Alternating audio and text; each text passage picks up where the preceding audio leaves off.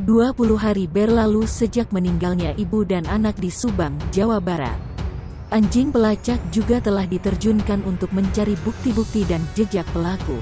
Dalam olah TKP, anjing pelacak juga sempat dihadapkan pada beberapa saksi kasus pembunuhan tersebut. Ternyata, ada seorang saksi yang sempat membuat anjing pelacak bereaksi dengan terus menggonggong saat mendekati sosok tersebut. Dikutip dari Tribun Jabar, olah TKP yang melibatkan anjing pelacak tersebut dilakukan pada tanggal 30 Agustus tahun 2021 lalu. Dalam olah TKP tersebut, polisi juga menghadirkan sebanyak 6 orang saksi. Dalam olah TKP tersebut, diketahui bahwa anjing pelacak sempat menggonggong pada seorang saksi yang hadir dalam olah TKP. Namun, saat dikonfirmasi terkait siapa sosok saksi tersebut, Fajar Sidik enggan membeberkan keterangan.